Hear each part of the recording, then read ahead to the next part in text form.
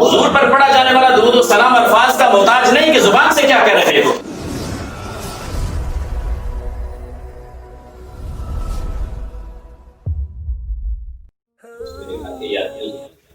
دعا کریں اللہ کریم ہمارا مل بیٹھ کر مبارک آمین.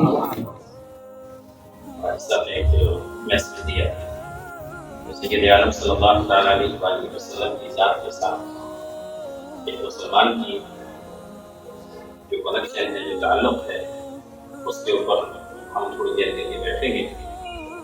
تو حقیقت یہ ہے کہ انسان اس دنیا میں آنے کے بعد یہ جو سینے کا لوتھڑا ہے، یہ جو دھڑکنے والا دل ہے، یہ ہمیشہ ڈیمانڈ کرتا ہے کسی کے ساتھ تعلق بنانے سے. اب یہ الگ بات جب یہ ہوش سنبھالتا ہے تو کوئی اس کو پیسے کا لالچ دے کر مطمئن کر لیتا، کوئی اس کو چمکتی ہوئی گاڑی دے کر مطمئن کر دیتا، کوئی حسین و جمیل جنسی میلان دے کر اس کو مطمئن کرتا ہے. لیکن یہ طلب رہتی ہے. بخاری شریف میں ہے کہ اگر بندہ صرف بندے سے محبت کرے اور صرف اس میں رضا الہی مطلوب ہو، نبی اکرم صلی اللہ تعالیٰ علیہ وآلہ وسلم نے فرمایا بخاری شریف میں، ایک بندہ جا رہا تھا، اس نے کہا چلو آج وقت ہے فلاں بندے سے ملنے جاتا ہوں. راستے میں پہنچا تو اللہ رب العزت نے ایک فرشتہ انسانی صورت میں بھیج دیا. کہا جاؤ اس سے پوچھو کدھر جا رہے ہو. فرشتہ آیا اور اس نے انسانی صورت میں اس سے پوچھا کدھر جا رہے ہو. کہا فلاں آدمی کے ساتھ ملنے جا رہا ہوں. کیوں جا رہے ہو؟ اس نے کہا اس سے میری محبت ہے. صرف محبت کے لیے جا رہے ہو؟ کہا اس صرف محبت کے لیے جا رہا ہوں اور کوئی دنیاوی غرض و حاجت نہیں، صرف مجھے بندہ اچھا لگتا ہے، ایک تعلق ہے اس کے ساتھ، اس سے ملنے جا رہا ہوں. اس نے کہا میں اللہ کی طرف سے بھیجا وہ فرشتہ ہوں. میری بات ہے رائگاں کر دیجیے، لیکن میں حقیقت بتا رہا ہوں. یہ جو بات ہے یہ سید عالم صلی اللہ علیہ وسلم، یہ بات رسول اللہ فرما رہے ہیں کہ اس نے کہا کہ میں اللہ کی طرف سے بھیجا ہوا فرشتہ ہوں. اگر تیرے دل میں اس کی سچی محبت ہے اور اسی غرض سے تیرا سفر بھی ہے تو اللہ فرماتا ہے اسے حکم دے کہ میں بھی تیرے ساتھ ہوں. عام بندے کے ساتھ چاہے تقویٰ ہے، نیکی ہے، کوئی اس کی خوبی ہے، کسی حسن و جمال کی وجہ سے بندہ اچھا لگ گیا، عام بندہ بندے کے ساتھ محبت کرے تو رزلٹ یہ ہے کہ مالک فرماتا ہے میں بھی تجھے محبت کرتا ہوں. تو اب آئیے ذرا محبت رسول پر. میں اس سے پہلے بھی ذرا کیونکہ وقت تھوڑا رہ گیا میرے خیال میں، راستہ نے مجھے 20 سے 30 منٹ کے درمیان ختم کرنے کی بات کی تھی. آپ دیکھ لیں ہمارے علاقے کی گاڑی آتی ہے، بے شمار آپ نے بھی دیکھا ہوگا، سفر کیا ہوا گا، گاڑیوں کے پیچھے الفاظ لکھے ہوتے ہیں. وہ الفاظ تحریر ہوتے ہیں، کوئی ان کو دھیان سے پڑھتا ہے، کبھی بندہ سر دھنتا ہے، کبھی مزہ آتا ہے پڑھنے کا، کبھی دکھ ہوتا ہے، کبھی پریشانی بنتی ہے، کئی الفاظ ہوتے ہیں. میں نے ہمارے گاؤں سے آتی ہے تقریباً 2020 ماڈل، اس نے لیے تو پیچھے لکھا ہوا ہے سنم بے وفا.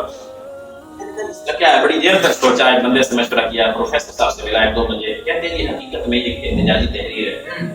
اس بندے نے احتجاج کارڈ کروایا ہوا ہے، بول نہیں سکتا، اس کے سامنے بات نہیں کر سکتا. اس نے کیا کیا کہ مہنگی ترین زندگی کی چیز خریدی، اس کے پیچھے اپنا احتجاج ریکارڈ کروا دیا کہ میں نے اپنا سارا کچھ تیرے لیے لٹایا تھا، رات دن تیرے لیے جاگا، ہر کچھ سب کچھ تیرے لیے قربان کیا اور آج تو نے منہ پھیر لیا. اس نے گاڑی کے پیچھے لکھ دیا کہ جس کے لیے سب کچھ کیا تھا وہ بے وفا.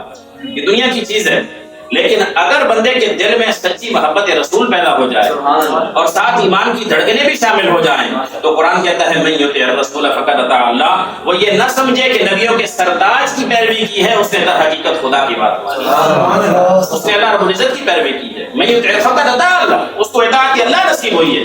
میں نے واصف صاحب کی ایک مجلس کو ہولڈ کیا. واصف صاحب سے کسی نے بڑا پڑھا لکھا اور بڑا خوبصورت سوال کیا. پوچھا حضور بعض لوگ درود و سلام پڑھتے ہیں، کون سے الفاظ نبی اکرم صلی اللہ تعالیٰ علیہ وآلہ وسلم کی ذات کے لیے چنے جائیں؟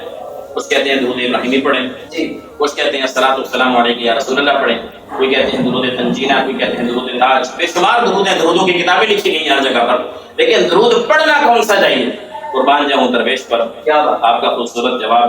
اور آج کی اس محفل میں حقیقت یہ ہے کہ آپ کی حاضری قبول ہو جائے گی اگر میں سمجھا سکا تو، اور اگر نہیں سمجھا سکا تو میری کوتاہی. آپ نے فرمایا بیٹا جب نبی اکرم صلی اللہ تعالیٰ علیہ وآلہ وسلم پر درود و سلام پڑھنے سے پہلے حضور کی فکر لے کر بیٹھو گے نا، آقا کو دل میں رکھ کر آپ توجہ سے بیٹھو گے، وہ جو توجہ حضور کی طرف کرو گے حقیقت میں وہی درود و سلام. وہ جو توجہ حضور کی طرف کرو گے حقیقت میں وہی درود و سلام.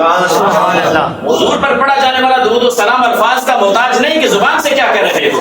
حقیقت یہ ہے کہ جس محفل میں بیٹھے ہو اس محفل میں دلوں سے اٹھنے والی جو صدا ہے اس میں خلوص کی رگیں کتنی شامل ہیں. جتنی خلوص سے بیٹھو گے وہ جو تمہارا بیٹھنا ہے، اگر سارے ساری رات خاموش ہو کے بھی بیٹھے رہو، بارگاہ خداوندی میں تمہارا درود و سلام لکھا جائے گا، کیونکہ تم جس کی یاد میں بیٹھے ہو، جس کے ساتھ تعلق کیے بیٹھے ہو، وہ ہستی اتنی محبوب ہے، اس کے لیے پھر بے شمار تاریخی حوالے ہیں۔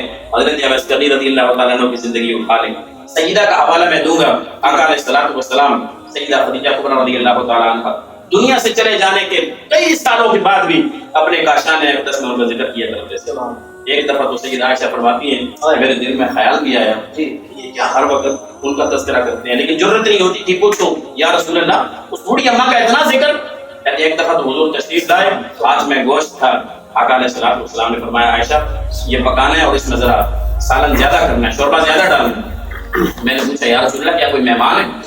نبی اکرم صلی اللہ تعالیٰ علیہ وآلہ وسلم نے فرمایا ہاں، اما خدیجہ کی کچھ سہیلیاں مدینے میں آئی ہوئی ہیں اور میرا دل ہے کہ اس گوشت کے سالن میں سے، شوربے میں سے کچھ سالن سیدہ خدیجہ کبریٰ رضی اللہ تعالیٰ عنہ ان کی سہیلیوں کے لیے بھی بھیجنا ہے۔ سیدہ فرماتی ہے جب میں گوشت کی بوٹیاں دھو رہی تھی، صاف کر رہی تھی، تو میں نے کہا آج یہ نقطہ حل کاری لو، پوچھ ہی لو۔ میں نے جرت کر لی، تمام مسجع مکفہ الفاظ اکٹھے کیے، یا رسول اللہ اللہ نے اتنی خوبصورت جوان بیویاں آپ کو عطا کی ہیں، آپ اس عمر میں بھی وہ چلی جانے والی دنیا سے چلی گئی وہ بوڑھی، آج بھی اس کا تذکرہ کرتی ہے۔ میں یہ پوچھ کر نیچی دیکھتے رہی، کافی دیر گزر گئی، جواب نہیں آیا۔ جب میں نے آنکھ اٹھا کر حضور علیہ الصلوۃ والسلام کا چہرہ دیکھا تو سرخ تھا۔ جناب کے اندر آقا علیہ الصلوۃ والسلام نے فرمایا عائشہ تو نے کیا بات کر دی ہے، آج یہ پوچھا ہے آئندہ کبھی مت پوچھ۔ عائشہ تو کیا جانے، اب یہ محبت رسول ہے جس نے حضور سے تعلق مضبوط کیا نا، وہ یہ نہیں کہ دنیا میں رہتا تھا تو اس کا تذکرہ تھا، دنیا سے چلے جانے کے بعد بھی اس کا تذکرہ قائم رہے گا۔ حضور نے فرمایا عائشہ آج یہ بات پوچھی ہے دوبارہ مت پوچھنا، تم ساروں نے میرا ساتھ دیا ہے اس وقت جب میں سکھ کے اندر تھا، خدیجہ نے اس وقت میرا ساتھ دیا جب میں دکھوں کے اندر تھا، اس وقت میرا کوئی ساتھ دینے والا نہیں تھا، میں اکیلا تھا، ہر جگہ پہ گھوما کرتا تھا، جب واپس آتا پریشان ہوتا تھا، خدیجہ دودھ کا پیالہ لے کر، کھجور کا ٹکڑا لے کر مجھے دے کر بستر پہ بٹھا کے کہتی تھی یا رسول اللہ پریشان نہ ہو، ایک دن اللہ آپ کی ضرور مدد فرمائے۔ عائشہ خدیجہ نے اس وقت میری مدد کی ہے۔ محبت رسول جب سینے میں ایمان کے لمحوں کے اندر مزین ہو کر جب دلوں میں مچلتی ہے تو پھر یہ سفر دلالت نہیں کرتے، پھر یہ معاملات دلالت نہیں کرتے۔ یقین کریں میں نے بڑی مدت تک راجہ فرد صاحب اور میرے گھر کے بندے سارے بیٹھے ہیں، 10 سال تک جب تنویر بیگ صاحب نے کہا جی کوئی اچھی نوکری کوئی اچھی جگہ آپ کے لیے کچھ دیکھتے ہیں، میں نے کہا جی نہیں، اگر دل کی تمنا پوچھے مجھے مدینہ چاہیے، مدینے جانا چاہتا ہوں، میرے لیے اگر کوئی انتظام کرنا ہے تو مدینے کا کر دیں۔ بالآخر پھر انہوں نے میری بات مان لی اور کہتے ہیں چلیں جی کوشش کرتے ہیں۔ پھر کچھ تھوڑی سی طلب تھی، میں یہ نہیں کہتا کہ میں بہت بڑا خدائی تھا، بہت بڑا کوئی خواہش رکھتا تھا، لیکن بس ایک طلب تھی حکمت خزرہ کو دیکھنے کی، پروردگار عالم میں اس تھوڑی سی طرف اور طرف تھوڑی سی بھی ہو، اور اس ہستی کے ساتھ میں دنیا کی مثالیں دی ہیں، وقت مختصر تھا ورنہ میں ایک موضوع بنا کے آیا تھا، لیکن اگر اس ہستی کی طرف تھوڑی سی بھی ہو اور اس میں بندہ کامل ہو جائے، خرچ کرنا شروع کر دے، ذاتی قربانی اپنی دینی شروع کر دے، اس کے اوپر گامزن رہے، تو پھر ایک نہ ایک دن اس کا رزلٹ ضرور آتا ہے۔ لن تنالوا البر حتى تنفقوا مما تحبون،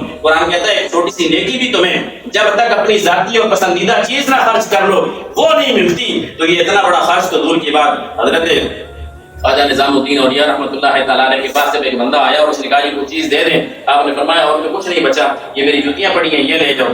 اس نے کہا چلو جوتیاں مل گئی، جوتیاں اٹھائی اور چلا گیا، اپنے علاقے میں پہنچا، امیر خسرو اٹھ کے کھڑے ہو گئے، انہوں نے کہا اس علاقے سے کوئی بندہ خواجہ صاحب کے پاس گیا تھا، مجھے خواجہ صاحب کی مجھے اپنے پیر کی خوشبو آ رہی ہے، اس جگہ پر مجھے اس علاقے میں اپنے پیر کی خوشبو آ رہی ہے۔ ملتے ملتے بندے کے پاس پہنچ کے تو گیا تھا، کہا میں گیا تھا اور کچھ نہیں ملا، انہوں نے جوتیاں دے دی ہیں۔ کہا ان کی جوتیاں؟ کہا یہ ان کی جوڑے ہیں مجھے مل گئے ہیں۔ کہا یہ مجھے دو گے؟ اس نے کہا تم لے لو۔ کہا میں 2 لاکھ دینار تمہیں دوں گا، یہ جوڑے مجھے۔ اس نے کہا 2 لاکھ دینار؟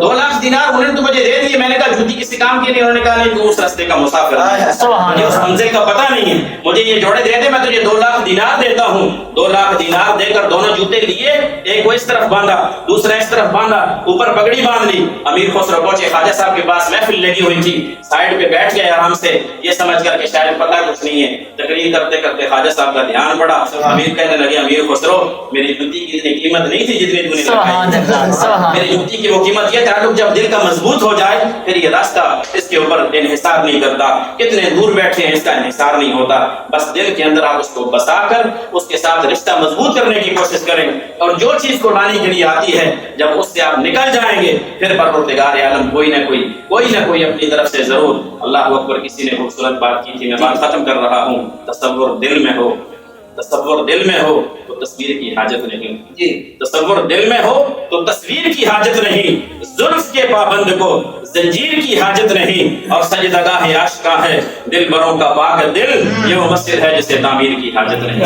حاضرین محترم، یہ دل جس کے اندر اگر وہ ہستی سما جائے، اور پھر ہستیوں کی بھی ایسی ہستی جو لجپال ہو، بندہ محبت کسی سے کیوں کرتا ہے؟ اسی وجہ سے کہ مشکل ٹائم پہ کام آ جائے گا۔ اگر اس وجہ سے محبت کرے کہ خوبصورت اس جیسا کوئی نہیں، تو پھر نبیوں کے سردار سے جیسا خوبصورت بھی کوئی نہیں۔ اگر اس وجہ سے محبت کرتا ہے کہ مشکل ٹائم پہ کام آئے گا، تو پھر مشکل نزع سے زیادہ وقت بھی کوئی نہیں، قبر سے زیادہ گھڑی بھی کوئی نہیں، میسر سے زیادہ ماحول بھی کوئی نہیں۔ جو دنیاوی محبت کے تقاضے ہیں، ان ساروں کو سامنے رکھنے کے بعد جب اس پیمانے پر پہنچیں گے کہ کس ہستی کے ساتھ کس کو سامنے رکھ کر محبت کی جائے، تو میں ہر جگہ پر رسول اللہ صلی اللہ علیہ وسلم کی ذات سامنے آئے گی۔ اور پھر گزارش یہ ہے، آخری پیغام، نفرتوں کا بازار گرم ہے، ہر کوئی آپس میں لڑ رہا ہے، پیسے کے لیے کیس کر رہے ہیں، ہر جگہ پر پریشانی ہے، بہن بھائی ہر جگہ پر مسئلہ ہے، دوست کے ساتھ محبت نہیں ہے، نفرتوں کا ایک بازار، ٹی وی چینل والا، میڈیا، ہر کوئی۔ میں دوستوں کو کہا کرتا ہوں کہ جی دیکھیں، ایک چھوٹی سی بات، کسی نے ڈاکہ مار دیا، کسی نے چوری کر لی، کہیں پہ بے غیرتی ہو گئی، اتنا بڑا چڑھا کے بیان کرتے ہیں، اور جو امن کا پیغام ہے، 5 وقت مسجد اعلان ہوتی ہے،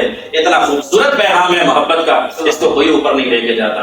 اتنی خوبصورت محافل کا انعقاد ہے، اس کو کوئی اوپر نہیں لے کے جاتا۔ بندہ جتنا بھی گناہ گار ہو، بندہ جتنا بھی بے نمازی ہو، بندہ جتنا بھی اپنے آپ کو فاسق اور فاجر کیوں نہ سمجھتا رہے، لیکن اگر سارا ماحول بنا کر، سارا زندہ باد نامے دے کر، کچھ نہ کچھ پکا کے لوگوں کو کھلا کر، اور پھر یہ کہتا ہے کہ آؤ میرے نبی کا تھوڑا سا ذکر ہے اور کچھ نہیں، تو آخر یہ گارنٹی تو ہے نا، حضور کے ساتھ اس کا کوئی کنیکشن تو ہے، محبت کی یہ علامت تو ہے، کوئی دل اس کے دھڑکنے کے اندر کوئی نہ کوئی پایا جا رہا ہے جس کو ظاہر کرنے کے لیے وہ یہ سارا کچھ کر رہا ہے۔ نفرتوں کے اس بازار میں حضور کی اس محفل کے صدقے دعا کریں اللہ رب العزت ہم سب کو آپس میں محبت کرنے کی توفیق عطا فرمائے، تمام گلے شکوے دور کرنے کے بعد آپس کی زندگی کو آگے محبت کے ساتھ لے کر جانے کی توفیق عطا فرمائے۔ ایک دوست نے بڑی خوبصورت بات بھی کی اور پھر گلہ بھی کیا، کہتا جی آپ دعا نہیں کرتے۔ میں نے کہا سچی بات یہ ہے کہ نہیں کرتے، اور کرتے بھی ہیں تو اس انداز سے کرتے ہیں کہ بات گزر جاتی ہے۔ کہتا ہے کیسے؟ میں نے کہا ہمارے نماز کے بعد وَلِلْمُؤْمِنِينَ يَوْمَ يَقُومُ الْحِسَابُ، ہر مسلمان کے لیے کر دیتے ہیں، کبھی کسی کے لیے اسپیشل نہیں۔ لوگ کہتے رہتے ہیں خصوصی، کہتا ہے یہ نہیں، میں آپ کا بھائی ہوں، میں آپ کو دعا کے لیے اس لیے کہہ رہا ہوں کہ میں واقعی بڑا پریشان ہوں، میں سخت پریشانی میں ہوں۔ اور واقعی جب اس کو مجھے محسوس ہوا اس کی ٹیلی فون کال کر کے واقعی پریشان ہے، تو میں نے کہا اگر سچی بات ہے آپ نے دعا کروانی ہے اور آپ کو کوئی مسئلہ واقعی ہے، تو پھر آپ ایسا کریں چلے جائیں اپنی بہن کے گھر، جو آپ کی بہن ہے نا، اس کو رات کے وقت جا کے ملیں اور اس کو کہیں کہ بہن آج رات اٹھ کے وضو کر کے ذرا مصلی پہ بیٹھ کر 2 رکعت پڑھ کر میرے لیے دعا کر۔ کہتا ہے کیوں؟ میں نے کہا اس کو آپ کہنا، کیونکہ میرا اپنا ایک تجربہ ہے، جب بہن مصلی پہ بھائی کے لیے روتی ہے نا تو پروردگار عالم اس کی دعا کو قبول کرتا ہے۔ یہ محبتوں کا یہ سفر آج بچوں، ماحول، نوکری، ادھر ادھر بندہ اتنا دور نکل گیا ہے کہ بہنیں بندے کو بھول گئی ہیں، رشتے بڑے دور چلے گئے ہیں۔ آقا جتنا بھی نبی اکرم صلی اللہ علیہ وسلم کا میسج دیکھ لیں، اس کے اندر کتنی خوبصورتی اور کتنا تعلق ہے۔ آج ہم ان تعلق کو چھوڑے ہوئے ہیں، دعا کریں اللہ رب العزت عمل کرنے کی توفیق عطا فرمائے۔ وآخر دعوانا الحمد للہ۔